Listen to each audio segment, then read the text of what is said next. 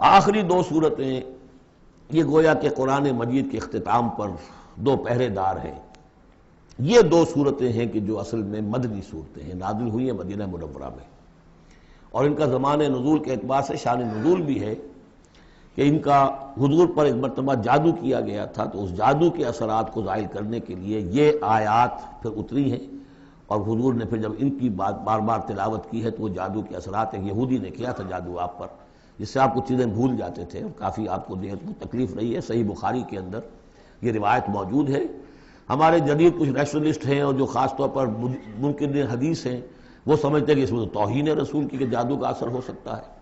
رسول بھی اس اعتبار سے بشر ہوتے تھے، تلوار کا اگر کاری زخم پڑا ہے تو خون نکلا ہے، اور خون نکل گیا تو زوفتاری ہوا ہے، زوفتاری ہوا تو بے ہوشی بھی ہوئی ہے۔ یعنی یہ جسم جو ہے ان کا، اس کے اعتبار سے جو بھی بخار آپ کو چڑھا ہے، بخار میں تکلیف ہوئی ہے، عالم نزع میں نہایت شدید تکلیف ہوئی ہے، تو اس حوالے سے یہ نہ سمجھیے کہ وہ بشریت کے جو لوازم ہے وہ ختم ہو جاتے ہیں، لیکن اللہ تعالیٰ کی طرف سے انہیں ایک مقام ملا ہے، ایک عصمت ملی ہے، ایک بزرگی ہے، وہ اپنی جگہ پر ہے۔ تو جادو کا وہ واقعہ بالکل صحیح ہے جو ہوا ہے، لیکن اس کے لیے اب یہ دو صورتیں ہیں، اور یہاں خاص طور پر نوٹ کر لیجئے کہ یہ معوذتین، یہ ایک صورت بھی ہو سکتی تھی، لیکن قرآن حکیم میں جو عام مزاج ہے کہ صورتیں جوڑوں جوڑوں کی شکل میں ہیں، تو دو حصوں میں تقسیم کر دیا۔ اور اس کی تقسیم کیا ہے؟ ایک وہ چیزیں ہیں جو انسان پر باہر سے حملہ آور ہوتی ہیں، اور ایک چیز وہ ہے جو انسان کے اپنے اندر سے حملہ آور ہوتی ہے۔ ان دونوں کو دو علیحدہ چیزوں میں رکھ کر اور سکھایا گیا ہمیں کہ تم ہمیشہ اللہ کی پناہ طلب کرتے رہا کرو ان چیزوں کے اثرات سے، ان چیزوں کے اثرات بد سے اپنے آپ کو بچانے کے لیے۔ بسم اللہ الرحمن الرحیم، قل اعوذ برب الفلق، کہو کہ میں پناہ میں آ گیا صبح کے رب کی۔ فلق، فلق ویسے تو یہ لفظ ہم پڑھ چکے ہیں سورہ انعام میں، فالق الاصباح، رات کی تاریکی کا پردہ پھٹتا ہے اور سپیدہ سحر نمودار ہوتا ہے، یا گٹھلی فالق الحب والنوائب، تو وہ جو گٹھلی ہوتی ہے وہ بھی پھٹتی ہے تو اس میں سے دو پتیاں نکلتی ہیں تو درخت بنتا ہے۔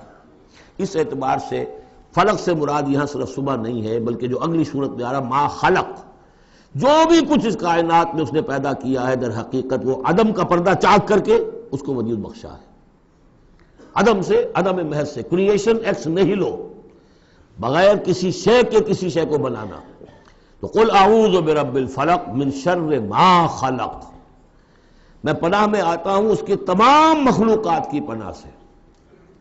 اب آپ غور کیجئے، مخلوق ظاہر بات ہے خالق کی طرح کامل تو نہیں ہو سکتی، مخلوق کے اندر کوئی نہ کوئی پہلو جو ہے وہ کمی کا، تقصیر کا، نقص کا رہ جائے گا۔ تو گویا کہ ہر مخلوق میں شر کا پوٹینشل ایلیمنٹ موجود ہے۔ یہ دوسری بات ہے کہ اللہ تعالیٰ کسی کو سہارا دے دے، کسی کو اپنی طرف سے عصمت عطا کر دے، اپنی طرف سے خصوصی پروٹیکشن عطا کر دے، پوٹینشلی خلق جو ہے وہ گویا کہ مستلزم ہے، اس کے ساتھ شر کے اندر کا پہلو موجود ہوگا۔ قل اعوذ برب الفلق من شر ما خلق، یعنی وہ شر جو ہے خود اپنی جگہ پر کوئی علیحدہ مستقل وجود رکھنے والی شے نہیں ہے، بلکہ وہ شر جو ہے خلق کے اندر جو کمی کا پہلو ہے۔ جیسے ہم نے انسانوں کے بارے میں پڑھا، خلق الانسان من عجل، انسان کی سرشت میں جلد بازی ہے۔ خلق الانسان ضعیفا، انسان کمزور پیدا کیا گیا ہے۔ وہ جو اس کا ہے، جو اس کا فطرت والا پہلو ہے، جو روحانی پہلو ہے، وہ تو ہے انا خلقنا الانسان فی احسن تقویم، لیکن جو یہ حیوانی پہلو ہے اس کا جو مادی وجود ہے، اس میں تو ضعف بھی ہے۔ ان الانسان خلق ہلوعا اذا مسہ الشر جزوعا واذا مسہ الخیر منوعا، تو یہ تمام چیزیں جو ذہن میں رکھیے۔ قل اعوذ برب الفلق من شر ما خلق، جو بھی مخلوقات ہیں ان میں سے جو بھی شر کا پہلو ہے میں اس سے اے پروردگار تیری پناہ میں آتا ہوں۔ ومن شر غاسق اذا وقب، خاص طور پر یہ رات کو ڈھانپ لینے والی جو ہے رات، اندھیرا، یہ ظاہر بات ہے اسی پھر رات کے پردے میں چوری بھی ہے، ڈاکہ بھی ہے، اسی میں پھر غول بیابانی جو ہیں، شیاطین جن ہیں، ان کا بھی جو حرکتیں ہوتی ہیں، پھر یہ ساری چیزیں جو ہے اسی کے سلسلے۔ من شر غاسق اذا وقب، سانپ بچھو وغیرہ بھی اسی وقت نکلتے ہیں۔ ومن شر النفاثات فی العقد، اور جو عورتیں گانٹھیں باندھ کر پھونکے مارتی ہیں، یہ جو بھی ٹونے ٹوٹکے ہوتے ہیں اور اس کی وجہ سے لوگوں کو نقصان پہنچایا جاتا ہے، گویا کہ یہ بھی اس کے اندر بھی کوئی حقیقت ہے، یہ سفلی عملیات بھی ہیں، ان کے بھی اثرات ہیں۔ جیسے کہ ہم جانتے ہیں کہ جادو جو ہے حق ہے، برحق ہے، اگرچہ کفر ہے، شراب کی تاثیر ہے لیکن حرام ہے، کچھ نہ کچھ حقیقت ان لکیروں میں بھی ہے، لیکن ہمیں روک دیا گیا کہ ان کے چکر میں مت پڑو۔ یہ جو منجمی ہے، نجوم کی حرکت، اس میں بھی کچھ نہ کچھ حقیقت ہے لیکن روک دیا گیا۔ تو کسی چیز کا ہونا بالفعل یہ اور شے ہے، لیکن اس کا جائز ہونا یہ اور شے ہے۔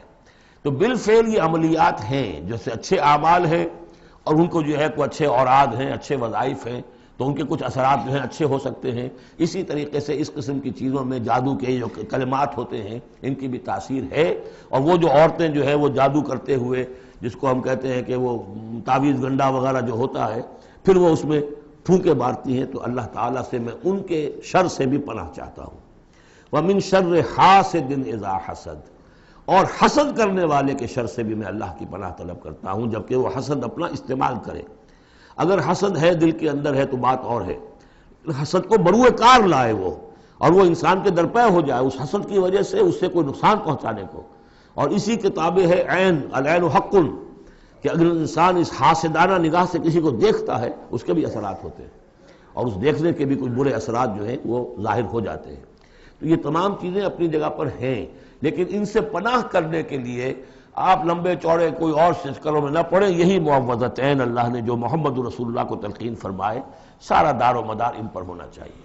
تعوذ کرتے رہیں، اس لیے کہ ہم پڑھ چکے ہیں سورہ بقرہ میں کہ حضرت سلیمان کے زمانے میں جنات جو تھے انہوں نے یہ سارے کام شروع کیے تھے، اور لوگ ان سے سیکھتے تھے جادو ٹونا، اور آج بھی نقش سلیمانی کے نام سے بکتے ہیں اس قسم کے جو بھی تعویذات ہوتے ہیں، اور وہ ایک دھندا بنا ہوا ہے۔ تو اس کو لوگوں نے سیکھا، اور وہ لوگ جو ہے آج بھی ہمارے ہاں یہ چیزیں چل رہی ہیں، لیکن یہ چیزیں حرام کی گئی ہیں، اور کہا گیا ہے کہ کوئی کسی کو نقصان نہیں پہنچا سکتا جب تک کہ اللہ کا اذن نہ ہو۔ اگر یہ یقین انسان کے دل میں ہو تو پھر اسے کوئی نقصان نہیں ہوگا۔ اور ویسے تو یہ ہے کہ تکلیف اللہ کی طرف سے کسی وقت آ سکتی ہے، بغیر اس کے کہ کوئی اور آپ کو پہنچائے، اللہ کی طرف سے خود بھی آ سکتی ہے۔ سورۃ الناس اب یہ آخری سورت ہے، میرے نزدیک یہ آخری گروپ جو ہے سورتوں کا جو سورہ ملک سے شروع ہوا ہے۔ یہ دونوں پارے جو ہیں یہ سوائے ان دو صورتوں کے سب مکیات پر مشتمل ہیں صورتوں پر، اور صرف یہ دو صورتیں جو ہیں یہ مدنیات ہیں۔ اور ریسیپروکل نوٹ کر لیجئے، پہلا گروپ جو تھا اس میں مکی صورت صرف ایک تھی، سورہ فاتحہ، اور مدنی صورتیں 6.25 پارے پر پھیلی ہوئی، سورہ بقرہ، آل عمران، نساء اور مائدہ۔ اس کے بالکل برعکس ریسیپروکل نسبت یہاں ہے کہ یہاں پر یہ دو صورتیں ہیں چھوٹی چھوٹی، باقی دونوں پارے جو ہیں سب کی مکی صورتوں پر مشتمل ہیں۔ اور اس آخری صورت کا جوڑ مل جائے گا پہلی صورت کے ساتھ، یہ بھی میں آپ کو بتا دوں گا۔ بسم اللہ الرحمن الرحیم، قل اعوذ برب الناس، کہیے کہ میں پناہ میں آتا ہوں جو تمام انسانوں کا رب ہے اس کی پناہ میں۔ ملک الناس، صرف رب ہی نہیں ہے، بادشاہ ہے، تمام انسانوں کا بادشاہ ہے۔ الہ الناس، تمام انسانوں کا معبود ہے۔ من شر الوسواس الخناس، اس وسوسہ کرنے والے خناس کی جو پیچھے چھپ جاتا ہے، الذی یوسوس فی صدور الناس، جو لوگوں کے سینوں میں وسوسہ اندازی کرتا ہے، اس کے شر سے پناہ مانگتا ہوں۔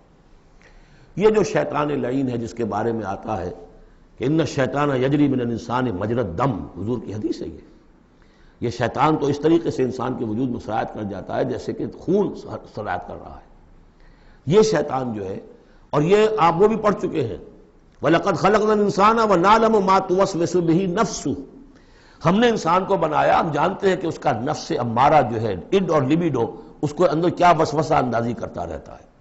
تو شیطان کو بھی کوئی اور اختیار حاصل نہیں ہے، ہمارے اپنے سفلی داعیات، ہمارے جو اینیمل انسٹنکٹس ہیں، ہماری جو خواہشات ہیں، شہوات ہیں، ان کو وہ بھڑکاتا ہے، جس کے لیے حدیث میں آتا ہے کہ اس کی تھوتنی جو ہے وہ زمین جو وہ دل کے اوپر ٹکا کر پھونکے مارنی شروع کرتا ہے تاکہ وہ شہوت میں اشتعال پیدا ہو جائے اور سفلی جذبات میں اشتعال پیدا ہو جائے۔ اس کی اس کو اللہ تعالیٰ نے طاقت دی ہے۔ یہ ہے وسوسہ، وسواس الخناس۔ اور خناس کیوں کہا؟ اگر آپ ذکر کریں گے لا حول ولا قوت الا باللہ، فوراً بھاگ جائے گا۔ تو ذکر سے جب دل خالی ہوتا ہے، دل میں اگر اللہ کی یاد نہیں ہے تو شیطان آئے گا، تھوتنی ٹکائے گا اور پھونکے مارے گا۔ یہ چونکہ شیطان کی یہ ساری ترکیب انسان پر اثر انداز ہوتی ہے اس کے اپنے نفس کے وساطت سے، اندر سے، لہذا اس کے لیے یہ علیحدہ صورت جو ہے وہ قائم کر دی۔ قل اعوذ برب الناس ملک الناس الہ الناس من شر الوسواس الخناس الذی یوسوس فی صدور الناس من الجنۃ والناس، خواہ وہ جنوں میں سے ہوں یا انسانوں میں سے، ان میں وہ وسوسہ اندازی کرتا ہے۔ اب اس کو جوڑ لیجئے آپ پہلی صورت کے ساتھ۔ سورہ فاتحہ میں کیا ہے؟ الحمدللہ رب العالمین، قل اعوذ برب الناس، مالک یوم الدین، ملک الناس، ایاک نعبد و ایاک نستعین، الہ الناس۔ اس کے بعد کیا ہے؟ ہم آپ سے مدد چاہتے ہیں، اہدنا الصراط المستقیم، یہاں اس کے برعکس ہے، ہمیں اپنی پناہ میں لے لے، بات تو ایک ہی ہے، ہمیں سیدھی راہ کی ہدایت دے، ہمیں شیطان سے پروٹیکشن عطا کر دے، بات ایک ہی ہے، مضمون بالکل وہی سورہ فاتحہ کا۔ قل اعوذ برب الناس، الحمدللہ رب العالمین، الرحمن الرحیم، مالک یوم الدین، ملک الناس، اور معبود ہے ایاک نعبد و ایاک نستعین۔ اب ہم نے استعانت مانگی، اب استعانت، استعاذہ، یہ ایک ہی طرح کے الفاظ ہیں، مدد مانگنا، پناہ طلب کرنا، استغاثہ، استعانہ، استمداد، مدد مانگنا، استنصار، نصرت طلب کرنا، باب استفعال کے تمام الفاظ جمع کر دیجئے۔ تو عبادت، ہم عبادت کرتے ہیں تیری، ایاک نعبد، لیکن ہمیں استعانت، تیری مدد چاہیے اس کے لیے، تو معبود ہے، ہم تیری عبادت کا فیصلہ کرتے ہیں لیکن تیری مدد کے محتاج ہیں۔ اے اللہ، ہم تیری عبادت کا وعدہ کرتے ہیں لیکن تیری طرف سے ہمیں پروٹیکشن چاہیے کہ شیطان کے وسوسوں سے، وسوسہ اندازی سے ہمیں محفوظ کر دے۔ اس طریقے سے یہ سورہ مبارکہ ایک اعتبار سے مثنیٰ بن جاتی ہے سورہ فاتحہ کا، اور گویا کہ قرآن مجید کی آخری صورت اور پہلی صورت کے مابین ایک مشابہت قائم ہو جاتی ہے۔ بارک اللہ لی ولکم فی القرآن العظیم ونفعنی وإیاکم بالآیات والذکر الحکیم۔ تشریف رکھیے ابھی۔